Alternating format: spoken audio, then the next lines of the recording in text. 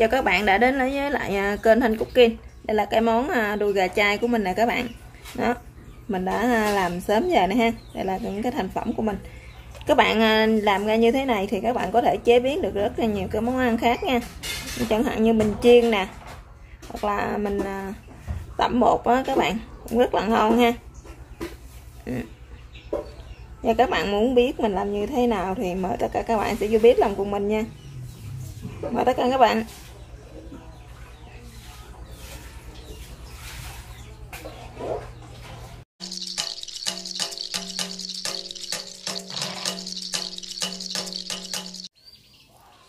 Chào tất cả các bạn, hôm nay mình sẽ chia sẻ với các bạn cách mình làm đùi gà chai nha các bạn.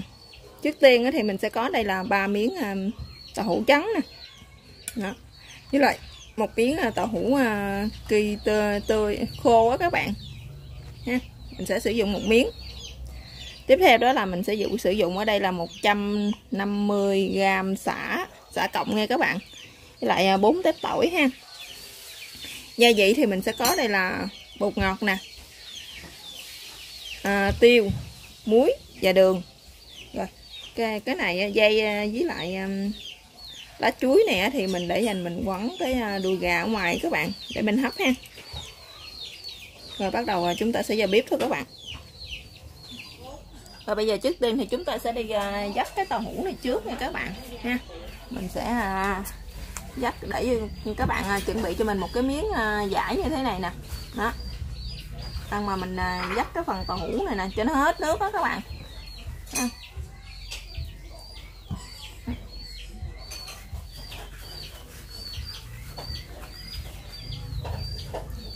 Các bạn thấy không? Mình dắt nước đó nè. Nó rất là nhiều luôn. Để mình dắt cho nó thiệt là khô luôn nha các bạn.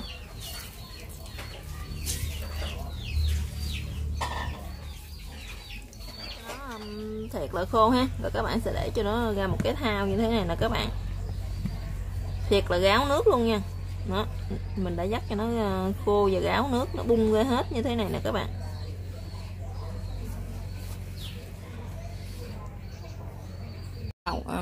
Rồi bắt đầu chúng ta trộn gia vị nha các bạn, cho nó thấm vô ha. Trước tiên thì mình sẽ trộn vô đây một muỗng cà phê tiêu xay nha các bạn. Đường ha, mình sẽ cho 1 muỗng rưỡi cà phê đường. Muối bọt á, thì mình sẽ cho hơn nửa muỗng các bạn, hơn nửa muỗng cà phê ha. Mình sẽ sử dụng 2/3. Đây là bột ngọt nè, mình sẽ sử dụng ít thôi, chỉ là 1/3 của muỗng cà phê thôi. Đó, rồi các bạn sẽ trộn nó hết lên nha, trộn cho nó đều lên đó các bạn, cho nó thấm gia vị vô đây ha.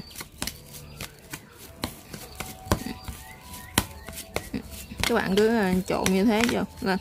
Thì các bạn trộn như thế này thì xong thì các bạn để lại cho mình từ 5 đến 10 phút nha, cho nó thấm hết gia vị vô đây các bạn. Rồi những cái tép tỏi này các bạn thì mình sẽ xắt nhuyễn nó ra ha. Các bạn xắt nhuyễn nó ra rồi các bạn phi cho nó thơm ha. Rồi mình sẽ trộn vô trong cái phần đậu hũ của mình đó các bạn, đậu hũ của mình trộn hồi nãy ha, để vô cho nó thơm đó các bạn. Rồi bây giờ sả mình đã băm nhuyễn rồi nè các bạn. Đó, bây giờ bắt đầu mình sẽ đi phi cho nó thơm nha. Bắt một cái chảo lên ha. Thì các bạn để cho cái chảo mình nóng thì chúng ta sẽ cho dầu vô nha các bạn. Khi mà dầu của mình nó nóng thì mình sẽ để tỏi nóng rồi đó các bạn, mình sẽ cho tỏi vô nha. Tỏi mình các bạn phi cho nó thơm ha, nó vàng đó các bạn. Các bạn để lửa thiệt nhỏ nha, tại dầu của mình nó rất là nóng rồi. Hoặc là các bạn có thể tắt bếp luôn cũng được, dầu của mình nó nóng rồi cho nên tỏi mình nó rất là mau vàng. Rồi bây giờ mình sẽ tắt bếp đó các bạn, để tỏi mình nó sẽ như vậy thì tỏi mình nó sẽ không bị khét nha. Giờ tỏi mình nó đã vàng rồi đó các bạn thấy không, nó rất là mau luôn. Tỏi mình đã phi vàng rồi đó các bạn. Bây giờ mình sẽ vớt cái phần tỏi thôi ha, cái phần dầu mình bỏ nha các bạn, để lợi nha các bạn. Để dầu vô nhiều ăn nó sẽ dễ bị ngán lắm. Đó. Đó, chúng ta sẽ vớt hết cái phần tỏi này để vô đây.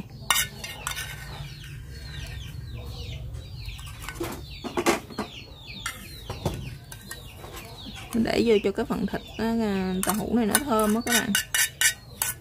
Để lát mình quấn cái đùi gà nó sẽ thơm hơn ha. Giờ mình sẽ trộn đều nó lên. Đó các bạn. Rồi bây giờ bắt đầu mình sẽ đi quấn cái phần đùi gà được rồi đó các bạn. Đây là cái miếng tàu hũ kỳ của mình nè ha. Bây giờ mình sẽ cắt nó ra nha các bạn. Các bạn cắt nó ra cho nó nhỏ nhỏ á, để mình quấn cái phần đùi gà cho nó dễ nha. Để các bạn để lớn quá mình rất là khó quấn.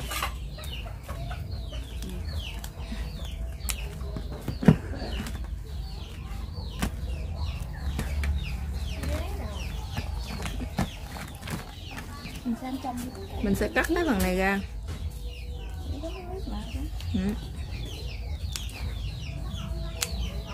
Nè, các bạn cắt cho nó miếng nhỏ nhỏ như thế này nè các bạn.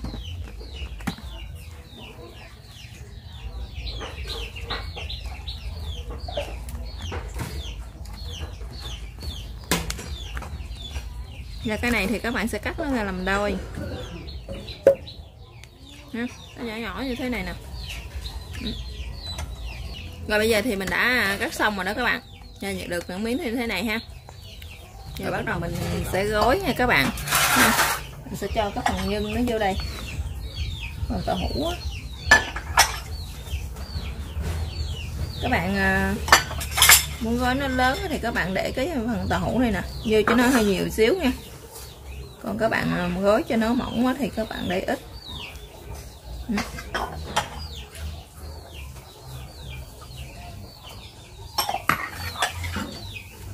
Đó, mình sẽ gói cho nó mỏng mỏng như thế đó các bạn.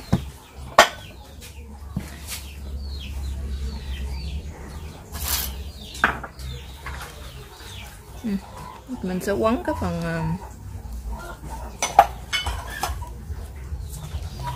cục xả này vô đây luôn.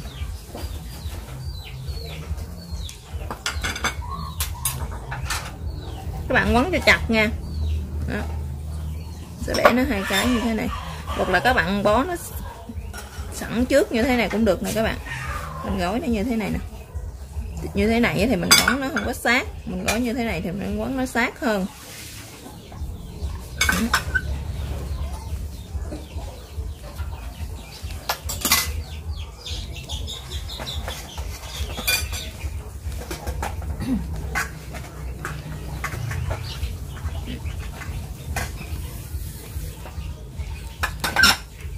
Nè các bạn quấn như thế này nè ha.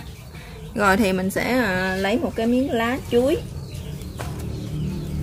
Bạn sử dụng một cái miếng lá chuối nha. Bạn sử dụng nó vừa với lại cái phần cái cuốn này của mình là được.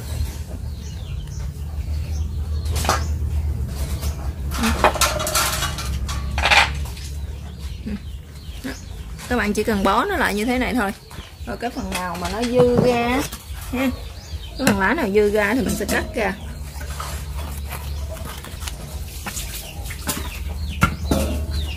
Rồi các bạn dùng cái cọng dây lạc này nè ha, dùng cái cọng dây này các bạn bó lại, các bạn quấn cho nó thật chặt lại nha các bạn.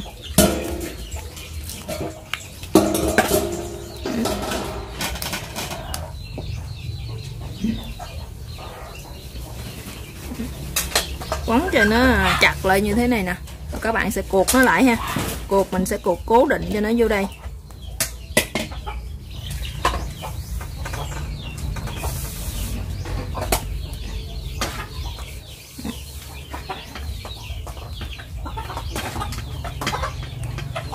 Đó các bạn cuột nó như thế này là được rồi nè. Các bạn quấn như thế cho đến hết cái phần lá tàu hũ của mình nha. Rồi bây giờ mình đã quấn xong hết rồi nè các bạn. Các bạn có thể quấn bằng cột bằng lá chuối như thế này ha. Hoặc là mà các bạn không có lá chuối thì các bạn cột như thế này cũng vẫn được ha. Thì cái này nó cái cọng xả của mình nó hơi dài cho nên mình sẽ cắt bớt các bạn. Ha, bạn cắt cho nó còn ngắn ngắn như thế này thôi. Đó, bây giờ sẽ bắt đầu mình đem đi hấp nha các bạn.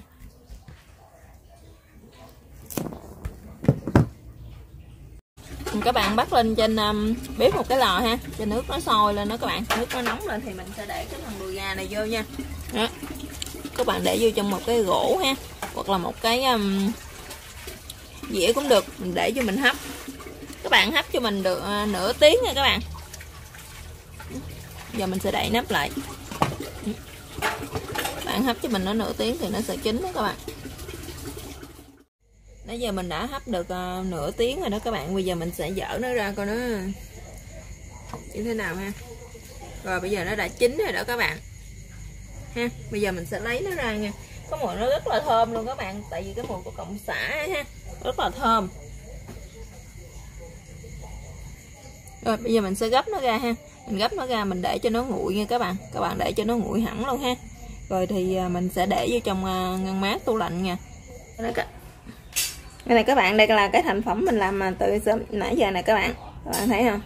Đó, đây là những cái đùi gà chai của mình đó các bạn. Các bạn mình bằng ra thì các bạn có thể chế biến rất là nhiều món ăn nha. Thì vị của nó thì nó rất là hơi dai dai ha. Đó các bạn. Nhưng mà nó cũng rất là thơm, tại vì mình cuốn bằng ngọng xả các bạn, cho nên nó rất là thơm.